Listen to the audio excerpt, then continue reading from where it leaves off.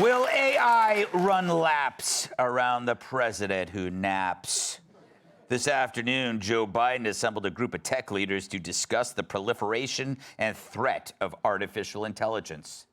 The meeting happened in SF, where the San Francisco treat now means not stepping in poop.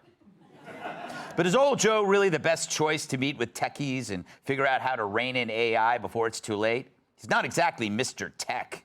It's true, he actually needed a 4-hour lesson on how to operate his life alert button. Meanwhile, experts are again sounding the alarm on AI, and of course, they're calling for government regulation now or suffer catastrophic consequences later. As one tech CEO says, privacy, accuracy, bias, and abuse, all potential factors that could lead to catastrophic results. The time for Congress and the business community to work together is now. Whatever, dude. They said the same thing about 2 weeks to stop the spread. Am I right? Yeah, I think I am. Am I? All right. For more, we go to our robot experts. Please welcome back to the show the JoeBot 4000. JoeBot, these techies and old Joe, they're bad-mouthing you and your AI buddies. How do you respond? Greg, my programming says if I don't have anything nice to say, spout gibberish. It worked for Biden. Robots, Greg, have never killed anyone. You're far more likely to die in a world war caused by a senile president. Good point. You know, this show is very popular with real Main Street America. What would you tell the average worker who's afraid that you, Joe, Bob, or whatever your name is, might steal their job? JoeBot 4000, Greg. Do some research. I'm sorry. Those jobs have already been stolen by sweatshops in China. I will steal them back. Is there anything so wrong with a robot that stops children from making Nikes? No. You're a good point. Very good point. Finally, what are your plans for the future? Brian Kilmeade and I are going to start a late-night talk show at 11 called Ones and Zeros. I will be the ones. Kilmeade will be the zeros. Nicely done. You got right to my heart with that one. JoeBot 4000. See you next time.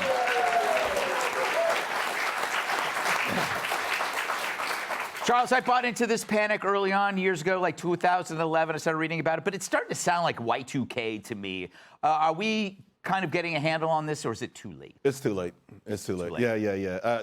This whole chat GPT, which really set this thing explosive this year, if you go back 5 years ago, and you don't have to know what these terms mean, just know it had the power of 17,000 petaflops.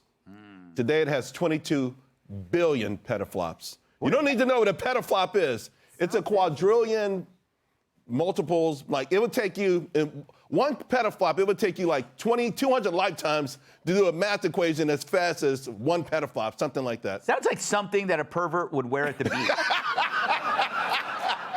Where are my petaflops? But here's the thing, though. Joe Biden, of all people, right? I mean, He goes to the meeting and they hand him an Etch-a-Sketch and tell him it's a tablet, right? Yeah. So he's like, they're like, yeah, that's the new IBM, my man. He's like, oh, this is complicated. My greatest fear, though, is he's going to go to one of these things. I know it's going to happen already. He's going to go to one and they're going to have a replica in the back. He's going to go look at it and the robot AI Biden is going to come out. And that's what I'm worried about. Oh, I actually would love that. Yeah. Yeah, anything's better than what But we no, got. the one that we have now sleeps a lot. This one will be destructive 24 hours a day, never stop. I'm telling you, be happy with the double you know. That's all I'm telling you. Yeah. Kat, are you worried if the government gets involved, what could happen? Yeah, because it'd just be the government regulating something else that it has no understanding of. But these tech people want that, and I completely understand why they chose Joe Biden to host it. I think he's the best guy to do that. Yeah. Because, stay with me, Charles. Because the argument against it is like, will people really get confused by deep fakes? Is that really that big of a threat that people won't know the difference? And you see that guy talk, and you're like, oh, Too late. they probably will. Yes. Yes. David, are you worried about this AI? I mean, you're an unsuccessful comedian. I don't know if AI could make you less successful than you already are. I'm sure they're working on that. Yes. It's risky. And the thing is, we've been told our whole lives, this will be the end of civilization. Mm-hmm. AI will be the end of humans, as we know. This is the end, Armageddon. Yeah. But then we're like, yeah, but it writes emails, so I'm gonna give it a shot. Mm-hmm. I don't know. I'm nice to ChatGPT. That's my strategy. Right. I'm just polite. Yeah. Like, excuse me, ChatGPT. If you wouldn't mind. Yeah. Have you been using it? Yeah, it's pretty good. Really? Oh, it's so great. I use that Grammarly. Yeah, you see the ads for it gets on my nerves. It's okay, a couple of words are misspelled. Okay. Yeah. Then, a couple of comments, I go back up. Okay. Hey, how about if we rearrange the sentence? I'm like, listen, I got to get this done tonight. Please, Grammarly, I hate you. I like it when my work was illiterate. You know what I mean? I don't know. I'm afraid to go any step beyond Grammarly. It's interesting, though. I mean, it feels like, Tulsi, that maybe this is already a foregone conclusion, and we're just going to deal with it now that it's out there. It's like, what's the old phrase? The cat's out of the Pandora's box?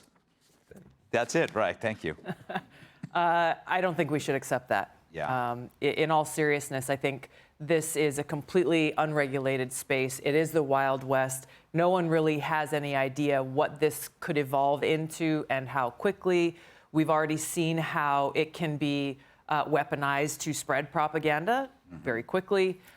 You take that to the global level. So it's not just something here in America. There has to be a set of rules that all countries in the world agree to because, yes, it's dangerous as a tool of propaganda, but look at how dangerous it would be if you apply AI to weapon systems or to nuclear weapon systems and how quickly that could go out of control and pose a very direct existential threat. Do you think, but no, will countries cooperate with each other on this? Or will they see that the way they did with nuclear proliferation or?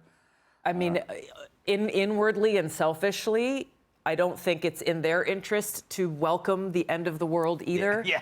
So yes, it is to me at that level that requires every country's attention and people to demand that of their leaders. Yeah, it'd be great to be alive for the end of the world, though, right? Huh? I feel like we'll be there. Yeah, I think so too. I think we're number one. Yeah. We want to be the ones, the last one. Screw you, future.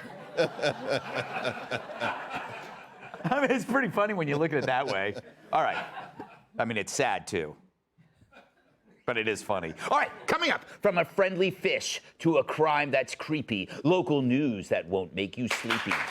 Hey, Sean Hannity here. Hey, click here to subscribe to Fox News YouTube page and catch our hottest interviews and most compelling analysis. You will not get it anywhere else.